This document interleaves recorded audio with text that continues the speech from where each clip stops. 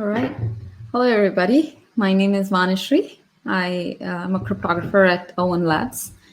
I know everybody is tired, so I won't go into too much technicalities, but we will talk about something very intuitive and something I think which is core for Mina, and which is why I think and hope you'll be interested. All right. In the previous talks, you've seen how core a value privacy is for Mina. But the one more important aspect that we have always kept in mind while we were designing the protocol is decentralization. So let's talk about how well set Mina is to achieve a high degree of decentralization now. All right, so let's begin where the story really begins.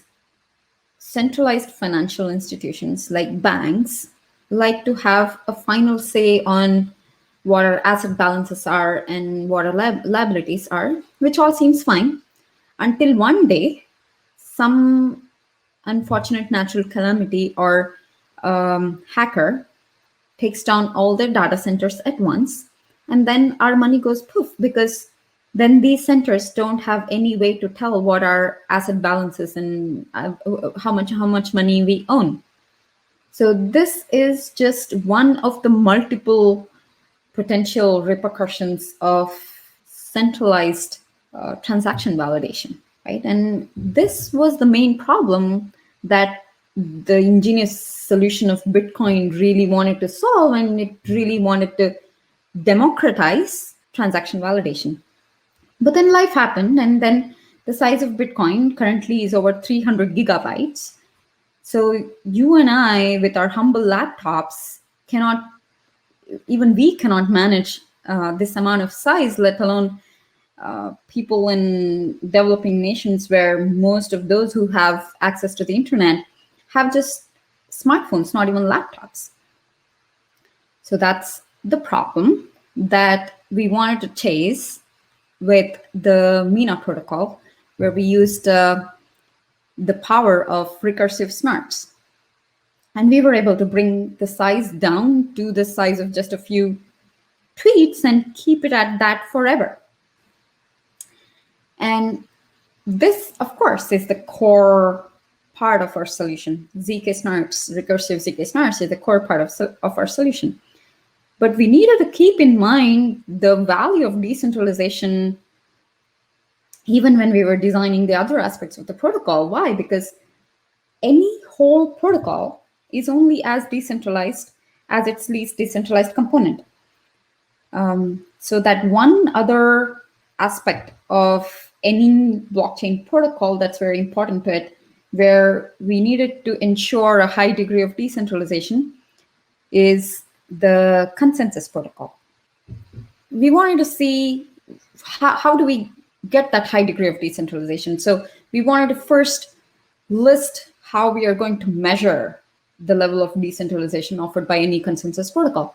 And I'm going to tell you about three of the few questions we narrowed down on.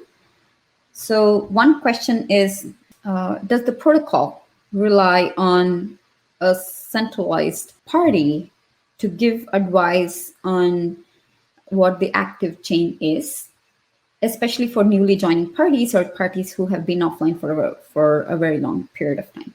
And does the protocol severely restrict people to stay online for extended periods of time? Because if it does, then it already precludes all those large populations who do not have reliable access to the internet or to power supply. And another question is, does the protocol put a cap on the number of people who can validate the system? If it does, then it's a clear area for centralization. Why? Because it just is going back to the problem of Bitcoin.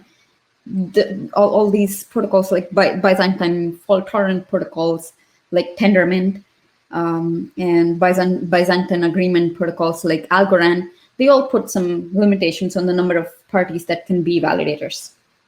So that was so these are the three important yardsticks we had to choose a consensus protocol for our Mina protocol. And we added one more important question in our search for the consensus protocol. And this question relates to our succinctness setting, right? We are in a succinct setting. We wanted to check whether any given consensus protocol is compatible with our succinct setting. So specifically, the question is, does the consensus protocol to arrive at consensus, does it access arbitrary amount of arbitrary information from the history of the protocol?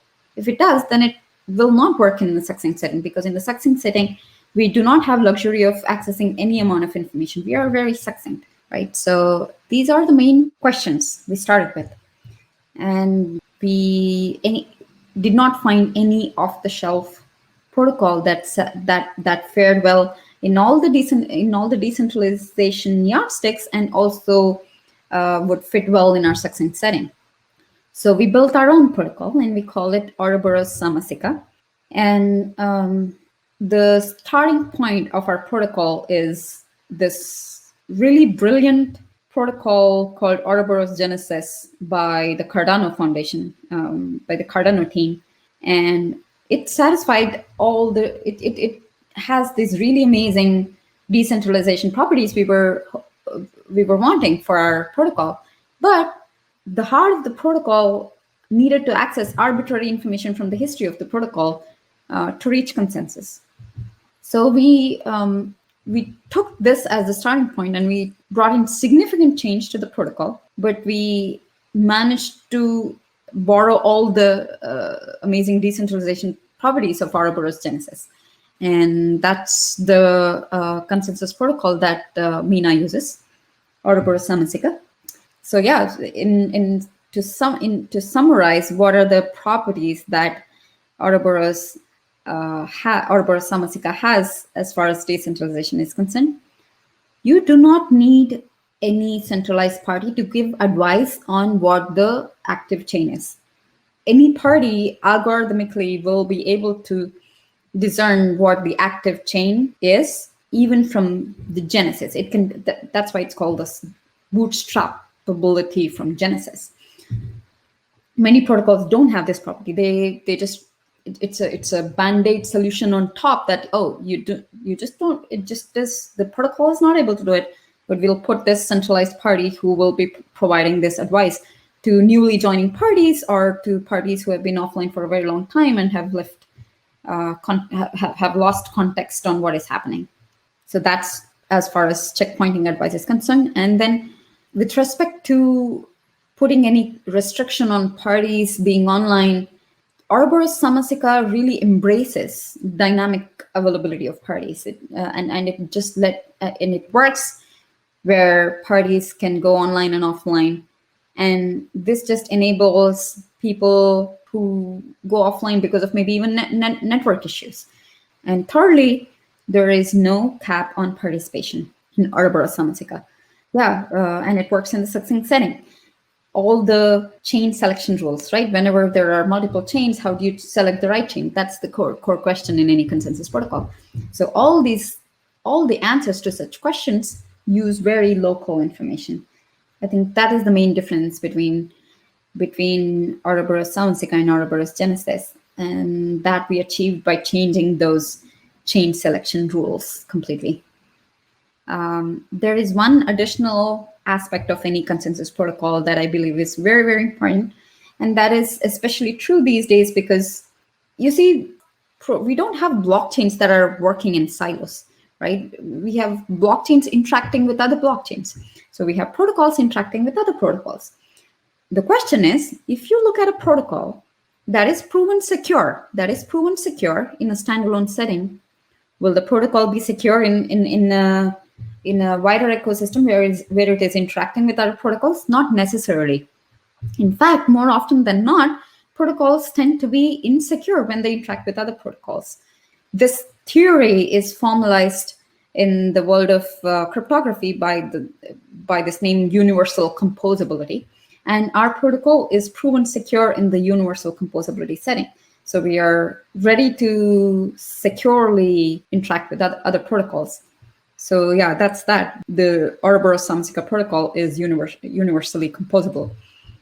All right, so that's what I wanted to talk about. So it's less technical and really trying to highlight the values we wanted to keep in mind as we chose the starting point and designed the consensus protocol.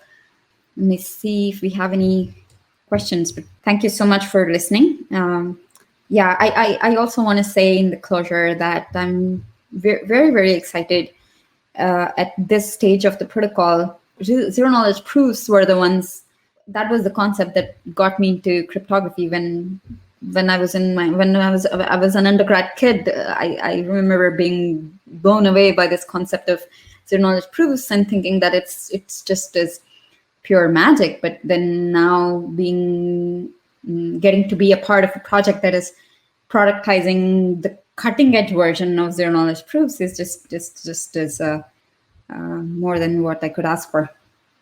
Yeah, I'll leave it at that, and let's see if there are any questions. Here is an interesting question. Do validators not get penalized if offline? So here, let's step back and think about penalization for a second in any protocol, right? That happens to be a part of the solution because the protocol is not able to handle that ill behavior. If there is any ill behavior offline, I'm not calling that as an ill behavior, but any behavior that is not ideal for the protocols tend to penalize such behaviors, right? But it's a band-aid solution. It's a band-aid solution for something that the protocol is not able to handle.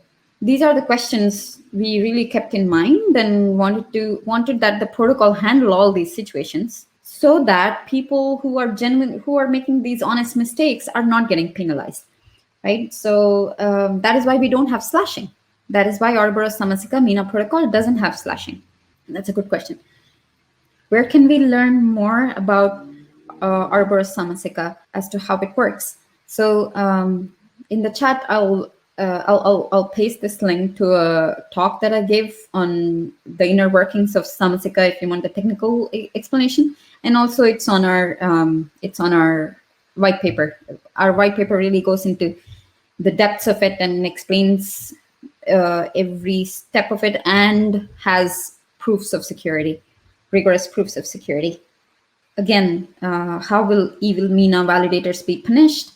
Again, protocol handles ill behavior. If there is an ill behavior, it's just that they just are not able to exploit.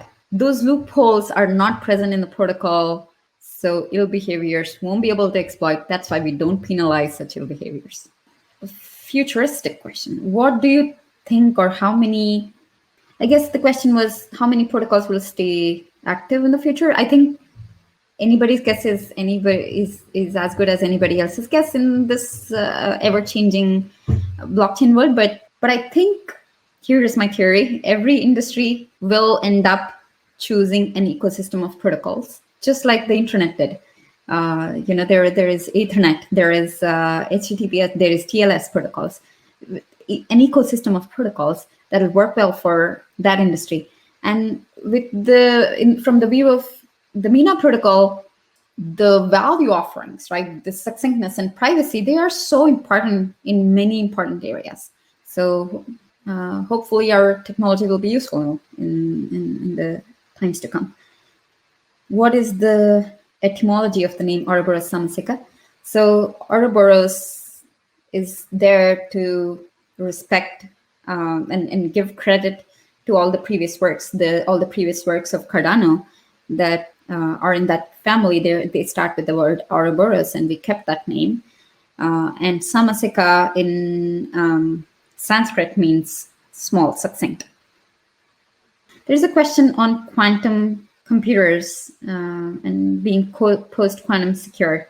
Not even specific to Mina, not even specific to blockchain protocols, but in general, I think that this is, so I know that some projects are already thinking about post-quantum security and they're deploying it, but NIST has this competition and it will standardize some protocols and schemes, I guess in 2023 or somewhere around that. That's the schedule, I think. anything we do now we probably will need to change by then. And I hope I'm right. In a couple of years, post quantum computers are not going to come. That's the hope. So the right thing, I think, and a wise thing for any project, I think, is to just wait till the NIST guidelines come out. Please recap the difference between Ouroboros Samisika and Cardano. I think they mean Ouroboros Samisika and Ouroboros Genesis. I think the main difference. So okay, Ouroboros Genesis has two important parts. One part is, how do you choose the right chain when the fork is very small? And the other part is, how do you choose the right chain when the fork is very long? When the fork is very small, you do like you usually do, like in Bitcoin, you choose the longest chain. But when the fork is very long, Ouroboros Genesis has this solution where it looks back in history. That's the part that didn't work out for us, right? That's the part we changed. And it's called the long range fork. This is a short range fork, the small one, and the long range fork rule that we have. There also in Genesis, it's not the longest chain rule. In our case, in Samasika also, it's not the longest chain rule, but they're different between Genesis and Samasika in the sense that Samasika uses local information to achieve. All right, I think those are the main questions. And thank you again so much for listening in. And we're all very excited for the protocol, and it's great to have you all as part of the protocol. Thank you. What is the main difference between Ouroboros Samisika and Ouroboros Genesis? Right. Yeah, we were just touching upon that. But to go a little bit deeper, the way Ouroboros Genesis works whenever there is a long range fork rule. So imagine, okay, so there is a long range fork, right? It's a fork that's really, really long. What Ouroboros Genesis says is, please look at the initial part of the fork. Don't look at the entire chain and compare the chains.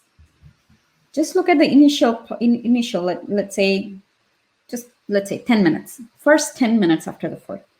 See which chain has more blocks. Choose that chain. That's what Ouroboros Genesis says, right? We don't do that. Why? Because we don't know when, if it is a long range fork, we don't know when that fork happened, right? It could have happened any time in history, right? And we do not have access to any information from any time in history. We just have local information. We just have succinct information. Sorry, not local. We just have succinct information. So the question for Ouroboros Samisika then was, how do you crunch all that information that Ouroboros Genesis needed in a succinct manner so that Ouroboros Samisika can work in a succinct setting? The way we did is as follows. So this is a very very cute idea, right? So it's a very nice concept to imagine. So you imagine windows, right? There is a window, and there is a window all the time. There is always a window, and it keeps moving as time passes. And what you do in any window is in any chain, you compute the number of blocks there. Okay. And as the chain moves, you always keep one number. There is one number you always hold on to. It's just a number, and you hold on to that number always. And what's that number? That number is the minimum of the densities you have seen in all the windows. In this window, let's say there were 10 blocks. Okay, that number is 10. Next window, the number of blocks in that window increased to 12, let's say. That number will still be 10 because we are taking the minimum of everything we have seen so far. And move again. The number drops to 8. You change that number to 8. 10 to 8, because 8 is the minimum of everything you have seen so far. And it is this number that you compare. You have two chains, there is a long range fork, and you compare these two numbers for those two chains, and you'll end up choosing the right chain. And why it all happens, it's hard to explain in just a few minutes. There is so much of analysis that goes in, but I would highly encourage you to look at the paper or the technical talk. Yeah, so that's the main difference between Ouroboros Samisika and Ouroboros Genesis. Thank you.